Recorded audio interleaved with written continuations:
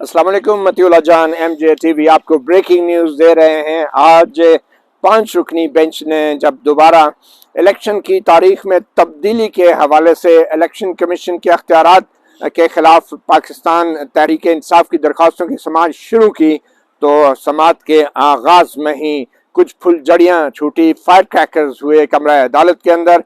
और सबसे पहले जस्टिस जमाल खान मंदोखेल ने कल उनसे मंसूब किए गए रिमार्क्स के हवाले से एक तवील वजाहत दी है। और जस्टिस जमाल खान मंदोखेल ने चीफ जस्टिस उमर ता बंदयाल और दूसरे साथी जजों की मौजूदगी में कमरा अदालत में वाशगाफ अल्फाज में ये कहा है कि आज छपने वाली खबरों को गलत तौर पे गलत रंग से पेश किया गया है उनके रिमार्क्स के हवाले से।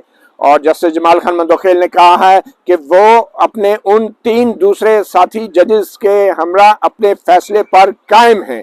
जस्टिस जमाल खान मंदोखेल उस फैसले का हवाला दे रहे थे जिसमें चंद दिन पहले उन्होंने तफसीली वजूहात बयान की थी कि क्यों जो suo motu notice supreme court ने लिया था इलेक्शन 90 दिन के अंदर ना करा सकने के हवाले से, तो क्यों वो सुओ मोटो नोटिस नहीं बनता था।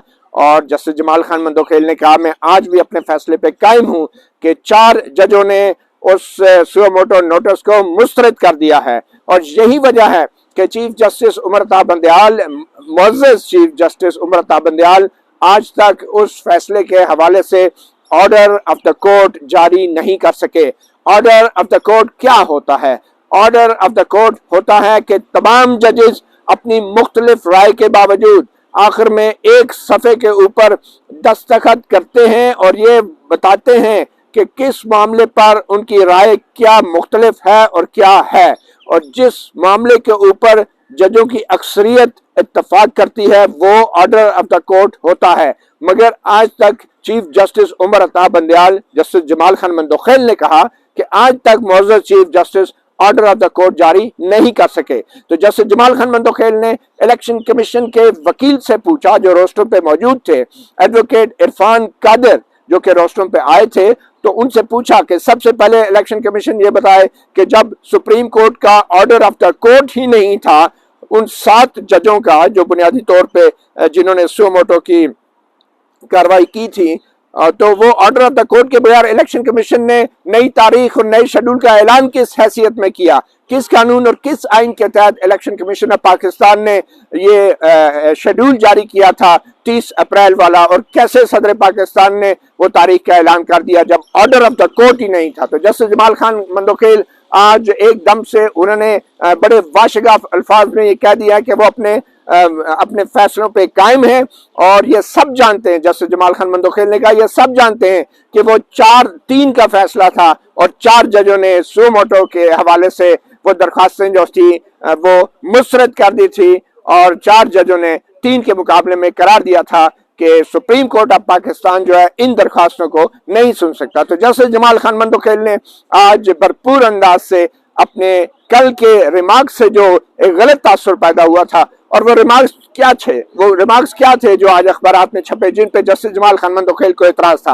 वो रिमार्क्स ये थे कि जस्टिस जमाल खान मंदोखेल ने कहा है कि वो जो 4-3 के फैसले का मामला है वो हमारा अंदरूनी मामला है, वो हमारा इंटरनल मैटर है। जस्टिस जमाल खान मंदोखेल ने कहा, उन्होंने ये बिल्कुल नहीं कहा कि वो फैसला हमारा अंदरूनी मामला है, वो सिर्फ ये कहना चाह रहे थे कि उस तफसीली फैसले के अंदर जहां तक कवायद का ताल्लुक है हम अपने चीफ जस्टिस से ये दरख्वास्त करते रहे हैं और करते हैं कि वो एक जजेस की कमेटी बना दें। वो हमारा कवायद का और रूल्स का जो मामला है मैं उसकी बात कर रहा था कि वो हमारा टेक्निकली अंदरूनी मामला है। मगर ये सब जानते हैं कि वो 7 जजों का बेंच था और 4 जजों की अक्सरियत का फैसला था। जहां तक फैसले का ताल्लुक है वो अपने फैसले पे कायम है और उनके 3 साथी जजेस भी अपने फैसले पे कायम है। और जहां तक इस बात का ताल्लुक है कि उन्होंने कहा कि एक इंटरनल मैटर है या अंदरूनी मामला है, तो वो सिर्फ हवाला दे रहे थे उन कवायद का और उन रूल्स का जो कि सुप्रीम कोर्ट के इंतजामी साइड के ऊपर होता है और जिसमें जजेस जो हैं वो इंतजामी साइड। और उन्होंने ये भी कहा कि हम चीफ जस्टिस से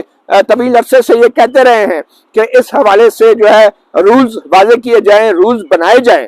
और चीफ जस्टिस उमर ता बंदयाल ने बीच में उनको रोकने की कोशिश की, मगर जस्टिस जमाल खान मंदोखेल बोलते रहे, वो रुके नहीं और चीफ जस्टिस फिर खुद खामोश हो गए। और आखिर दम तक जस्टिस जमाल खान मंदोखेल ने अपनी बात मुकम्मल की और ये वाजे किया कि जो फैसला 4 जजेस का था वो ऑर्डर ऑफ द कोर्ट है और चीफ जस्टिस ऑफ पाकिस्तान ने वो ऑर्डर ऑफ द कोर्ट आज तक जारी नहीं किया। और इलेक्शन कमीशन के वकील से ये कहा कि आपने पहले इस सवाल का जवाब देना है कि जब ऑर्डर ऑफ द कोर्ट ही जारी नहीं हुआ, ये तयन ही नहीं हुआ कि जजों की अक्सरियत क्या राय है कि इस मामले पे कि 90 दिन के अंदर इलेक्शन होने चाहिए और क्या ये दरख्वास्तें आईनी एतबार से सुनी भी जा सकती थी या नहीं, तो फिर इलेक्शन कमीशन ने कैसे सदर ममलिकत से तारीख लेके इलेक्शन का शेड्यूल जारी कर दिया। एडवोकेट इरफान कादर जब शुरू में पेश हुए, रोस्टम पर आए, जो साबिक अटॉर्नी जनरल हैं एडवोकेट इरफान कादर, जो जाने जाते हैं अपनी सख्त मौकिफ के हवाले से, और वो जब रोस्टम पे आए तो चीफ जस्टिस उमर अता बंदयाल ने कहा कि कल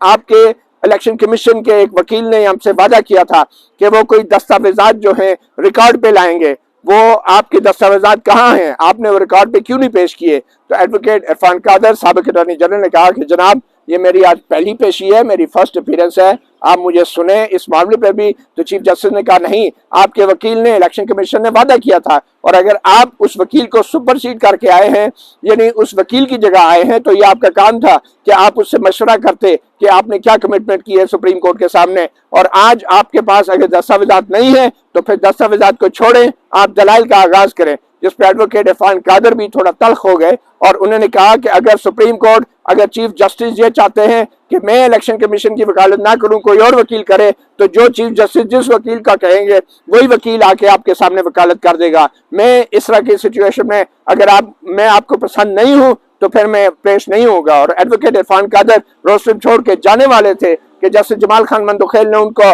बुलाया और कहा कि आप आए रोस्टम पे, और फिर साथ ही ये वजाहत अपनी दे दी कि कल के उनके रिमार्क से जो तासुर मिला था कि वो शायद जो 4-3 के फैसले का मामला है वो कोई अंदरूनी मामला है। जस्टिस जमाल खान मंदोखेल ने वो बड़े धड़ल्ले से और वाशिगाफ अल्फाज में वाज़ेह किया वो अंदरूनी मामला नहीं है, वो 4-3 का फैसला था। और chief justice of Pakistan Umar Ata Bandial जो साथ बैठे सुन रहे थे, उनसे कहा कि इन्होंने आज तक हमारे मौजूद चीफ जस्टिस ने वो ऑर्डर ऑफ द कोर्ट जारी नहीं किया। तो ऑर्डर ऑफ द कोर्ट जारी करने में जो बज़ाहिर मसला नजर आ रहा है वो यही है कि पहले तो ये तयन करना होगा कि ऑर्डर ऑफ द कोर्ट के ऊपर कितने जजों के दस्तखत होंगे। क्या वो 5 जजों के दस्तखत होंगे, जिनमें बकौल चीफ जस्टिस उमर अता बंदयाल के 3 जजों ने अक्सरियत के साथ 90 दिन के अंदर इलेक्शन कराने के लिए इलेक्शन कमीशन को हुक्म दिया था, या वो 7 जजों के दस्तखत होंगे, जैसे कि जस्टिस जमाल खान मंदोखेल कह रहे हैं कि 7 में से 4 जजेस ने कहा था कि सो मोटो कार्रवाई हो ही नहीं सकती थी इलेक्शन के मामले पे सुप्रीम कोर्ट में। तो ये तयन नहीं हो रहा, और शायद यही वजह है कि चीफ जस्टिस उमर अता बंदयाल आज तक ऑर्डर ऑफ द कोर्ट जारी नहीं कर सके। और आज जस्टिस जमाल खान मंदोखेल ने आज की समाअत के शुरू में ही बड़े वाशिगाफ अल्फाज में अपनी पोजीशन को भी क्लियर कर लिया है। मेरे साथ मौजूद हैं साबिक attorney general for Pakistan advocate Irfan Qadir, जो आज इलेक्शन कमीशन ऑफ पाकिस्तान की तरफ से सुप्रीम कोर्ट में पेश होना चाह रहे थे, और इनकी मौजूदगी में ही जस्टिस जमाल खान मंदोखेल ने एक बहुत बड़ी वजाहत की, और जिस वजाहत के दौरान चीफ जस्टिस उमर अता बंदयाल ने उनको रोकने की भी कोशिश की, मगर वो रुके नहीं। मगर फिर एडवोकेट इरफान कादर भी नहीं रुके और उन्होंने भी कुछ बहुत तल्ख बातें की। हम इन्हीं से पूछते हैं, इरफान कादर साहब, हुआ क्या ये सारा मामला?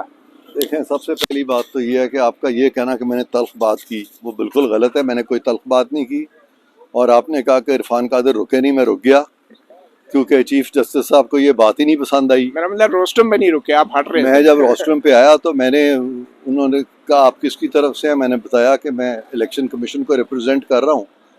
तो उन्होंने कहा कि इससे पहले भी एक वकील था, आपने सुपरसीड किस तरह किया, वो डॉक्यूमेंट्स मांग रहे थे। तो मैं इस पे बहस नहीं कर सकता था, क्योंकि चीफ जस्टिस साहब की ये बात बिल्कुल कानूनी एतबार से गलत थी, क्योंकि कोई भी पार्टी फ्रीक जिसको वकील चाहे वो अपना वकील खुद चुनती है। लेकिन चूँकि चीफ जस्टिस साहब मुझे लग रहा था कि वो वकील इलेक्शन कमीशन का खुद चुनना चाहते हैं, तो मैंने कहा जी जिसको भी आप चाहते हैं वकील वो आप उसको कह दें, क्योंकि अगर आप मुझे नहीं सुनना चाहते तो मैं बिल्कुल इस चीज़ में खामोशी से चला जाऊंगा और मैं फिर इन प्रोसीडिंग से ऐसा नहीं रहूँगा। तो मेरे साथ तो आज तक कभी इस तरह की चीज़ हुई नहीं है मेरे सारे करियर में कि मैं रोस्टम पे खड़ा हूँ और कोई ख़ुद चाहे कि अपनी पसंद का वकील उनके सामने आर्ग्यू करे केस को। तो बहरकैफ आज ये हुआ है। तो अब ये बताइए कि आप अभी इलेक्शन कमीशन के वकील हैं या अभी क्या फैसला हुआ, फिर आप पेश होंगे? जी, अब मुझे अगर वो सॉर्ट आउट करेंगे इलेक्शन कमीशन, चीफ जस्टिस साहब, उनका मामला है। मैं तो एक दफ़ा आ गया हूँ यहाँ पे, इससे ज़्यादा तो मैं कुछ नहीं कर सकता। एक वकील जो है वो अपनी बात कर सकता है, लॉ की बात कर सकता है, लेकिन अगर आप सोचें कि वकील जो है वहाँ बहस शुरू कर दे, लड़ाई शुरू कर दे, तो वकील या झगड़ा शुरू कर दे या कोई धींगा मुश्ती शुरू कर दे, तो वकील का तो ये काम ही नहीं है। मगर बड़े सीनियर वकील एडवोकेट हामिद शाह कल आए थे इलेक्शन कमीशन ऑफ पाकिस्तान की तरफ से, अचानक आपको कैसे तैनात कर दिया इलेक्शन कमीशन ने? ये आप उनसे पूछें, मेरा तो इससे अच्छा। कोई ताल्लुक नहीं है।